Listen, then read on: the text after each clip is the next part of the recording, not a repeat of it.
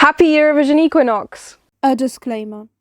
Israel shouldn't be allowed to participate at the Eurovision Song Contest 2025. The shortest and simplest reason being that I find the actions of the Israeli government to be abhorrent and their broadcaster isn't a separate entity. My reasons in their entirety, however, are numerous and too detailed for a disclaimer like this, but videos closely aligning with my point of view are listed in the description. I encourage you to watch those videos and do something. Further resources are added as and when they become relevant. I'll stop addressing this when it no longer needs to be addressed. Oh, what a season we have had! I'm hoping that the next season will be better. I've got quite a lot to say, but I'll try and make it as snappy as possible to not bore you too much. First of all, I want to be setting really clear goals for the year. Thank you, Robin, for covering my face. And I want to make sort of the same amount of videos, of like actual edited videos, concert videos, I can't promise, but the same amount or more I'd like to make. I think every single video that I've made this year, I'd like to basically remake. Obviously, I can't quite influence the number of national finals, so that might be where I slightly falter, but all in all, it should be a similar number. And I do have a personal goal of hopefully reaching 1,000 subscribers by the end of March. I'm not sure that that's definitely possible, but I will be trying to reach that. Not that I've got much of an influence on it, other than consistently making videos of higher and higher quality, I hope you'll agree. I did want to put in a slight disclaimer here that I do use a lot of sarcasm in my day-to-day life, and sometimes I don't really turn it off for the reviews, so they might come off as mean sometimes when I really don't mean it like that. I'm going to try and keep that in mind as I'm filming these videos, but I can't promise that there'll be no sarcasm, so I apologise if I ever say something mean about the song when I don't really mean it. I'm gonna let you know again who I might have a bit of a bias towards, as I did last year. It hasn't really changed. I was born in Poland, raised in England, live in Germany, and then obviously any countries that speak those languages might have a slight bias towards, and also Italy has just been somehow special to me for the last decade or so, and I did manage to spend about a month living in Italy this year. So, I mean, the quality of Sanremo and the songs are perfect for me every year anyway, but that's always a bit of a bias point. And Slovenia was my number one the first two Eurovision editions that I really was into, and I still love Joker Out and kind of follow them around the world a little bit for concerts. So definitely that, which also can have a slight influence on the other Balkan countries if they are singing in their own language, but not massive. And I am watching out for Switzerland now. I am. There's nowhere else that I really have a bias towards, other than Amsterdam seemingly having the best Eurovision events live, so I guess maybe a slight bias towards the Dutch singer, but probably not. Next point up for me, I'm not sure if anyone even noticed, but last year I did sort of vaguely try to match my clothes most of the time to the country whose song I was reacting to, the colours. I did also address it a few times. I'm not going to be doing that, or not as often this year, because I didn't really enjoy that as much as I thought I would, so I'm not going to do that this year. I am really sincerely hoping for less drama this year. The EBU is making some changes, so maybe that can happen, but I'm not really expecting it to. I think this year's Eurovision contestants will kind of be seen as test rabbits, I guess, for lack of a better term, because people need to see that the changes at Eurovision do have concrete effects and that it's not all just words. So I'm expecting lower quality, hoping for better quality, because Eurovision has been drastically improving in the last 5 years.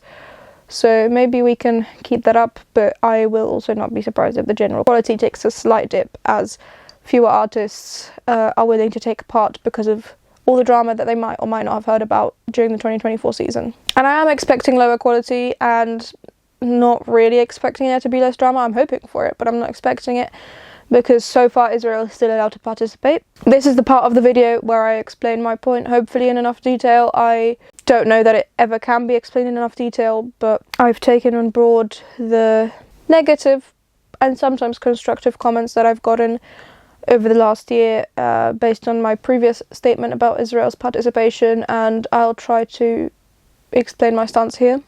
So I've got a video to link people back to, slash so that my stance is perfectly clear. I don't think Israel should be allowed to participate at Eurovision 2025. I assume a large reason of why they're still allowed to do so is because Moroccan Oil, the main sponsor, is an Israeli company, and because not enough broadcasters actually seriously threatened to withdraw from Eurovision like we had in 2022. The comparison to Russia is imperfect but inevitable. The reason that was given at the time was to not put the contest into disrepute. I would say that everything that the Israeli delegation did at Eurovision 2024, from second-hand accounts, I was not personally in the arena at any point, especially not in the backstage area.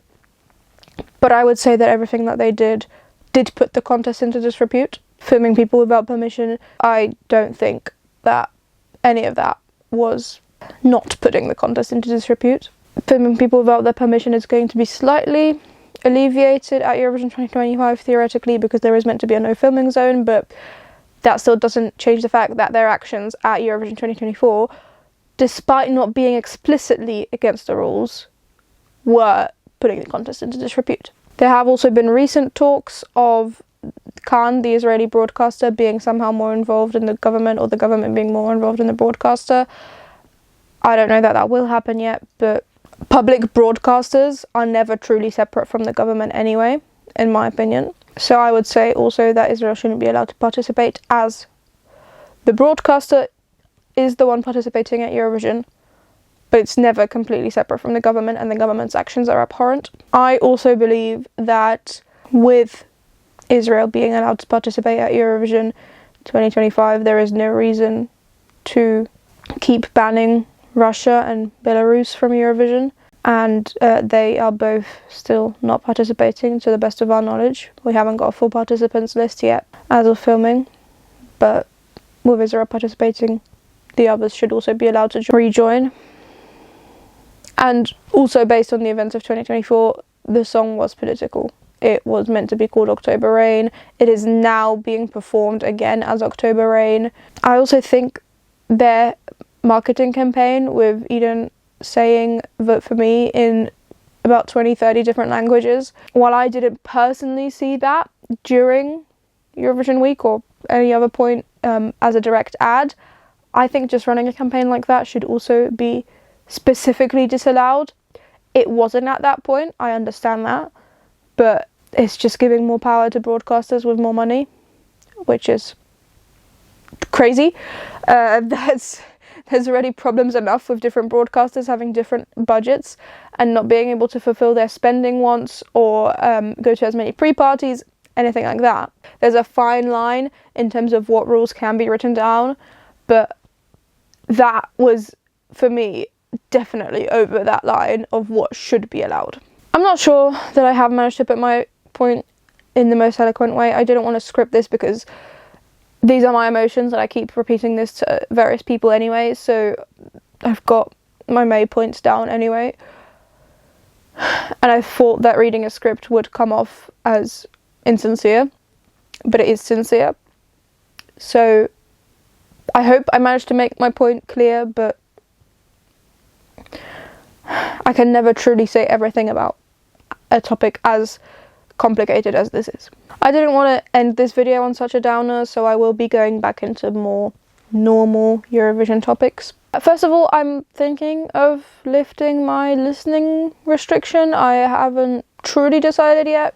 I should, because the first songs have been released, but I'm not sure yet. I might have that restriction lifted for myself. Last year I allowed myself to listen to each song only 5 times before all the songs were released. I still might limit myself in terms of not listening to a song on repeat all day, maybe, but I'm thinking of just letting myself enjoy the songs normally. Don't know, I'll have to wait and see. I did also want to mention OGAE Second Chance, because at the time the Eurovision season was over, I did think I'd make a whole ranking of the OGAE songs and make a whole video about it, and I just never got around to it. It was bad timing with my personal life, so I didn't, but I would like to congratulate Annalisa on winning with her song Sinceramente.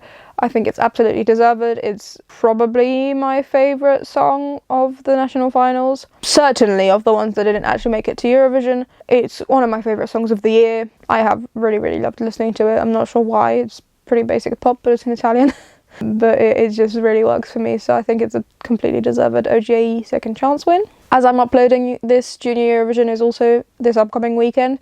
I'm not making videos about that, as you probably have already noticed. I think the whole concept is weird, slightly. As I did also say last year, it reminds me of beauty pageants, and I just don't like the idea of so much pressure being put on children.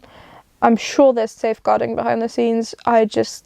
You can never guarantee that there isn't an adult pressuring the child to be doing that. So I watch the live stream as it happens, and I don't really interact with it much more outside of that. If there was a Junior Eurovision happening relatively close to where I live, I would consider going, but I will never travel very far for Junior Eurovision. I'm not going to be making videos purely for artist announcements, but I am thinking of trying to make an Instagram reel for each artist announcement.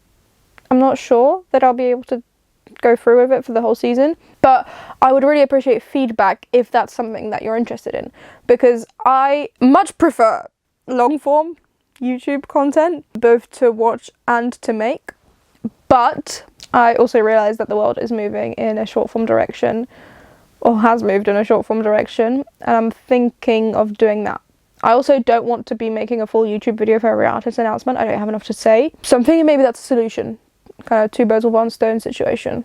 So if that's something that you're interested in, I would actually really appreciate the feedback in the comments to know whether that's worth making or not.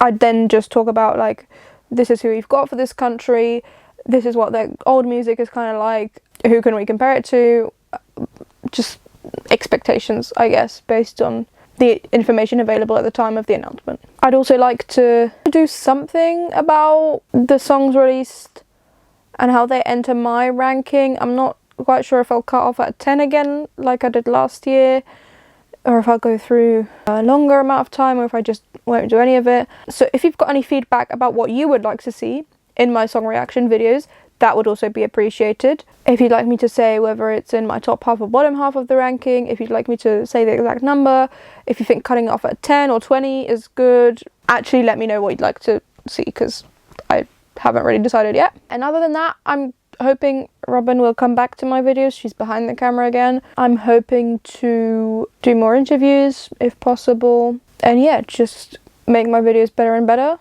I think my editing has gotten better over the last year, and I'm hoping it will continue to get better. I've now got a lapel mic, which I didn't have at the start, and I do feel slightly sorry for everyone's ears for the first true year of my YouTube channel, because this sounds way better than it did without the lapel mic. Yeah, maybe I'll also get proper lighting at one point, because right now it's my overhead lighting, which isn't really meant for this. But it's not bad. It's pretty good for overhead lighting, to be honest, because there's 3 of them in one spot, and I can adjust it so that it looks kind of decent. All in all, I'm sort of cautiously optimistic for this season. I'm hoping that it will positively surprise me, but I won't exactly be devastated if it doesn't. But I am hoping to fulfill more of my Eurovision related stretch goals, such as reaching 1,000 subscribers by the end of March would be lovely, and also getting actual press accreditation at Eurovision. That would be my crazy stretch goal.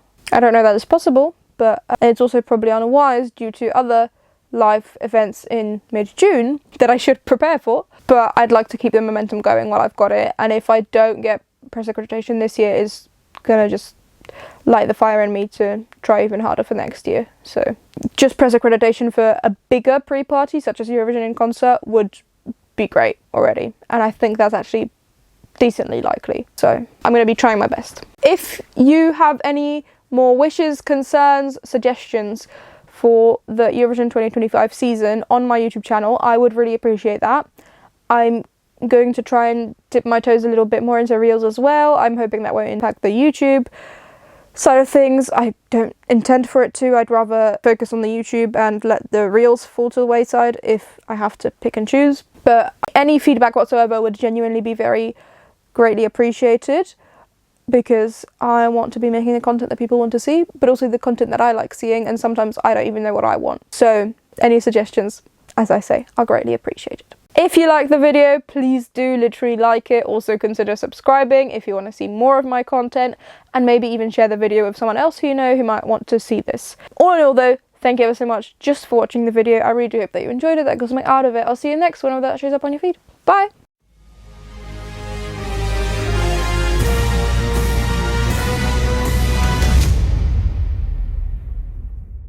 Robin, just a step back would be lovely. Can I ask you for a step back? No? Okay, you can face forward. That's also an option, I guess.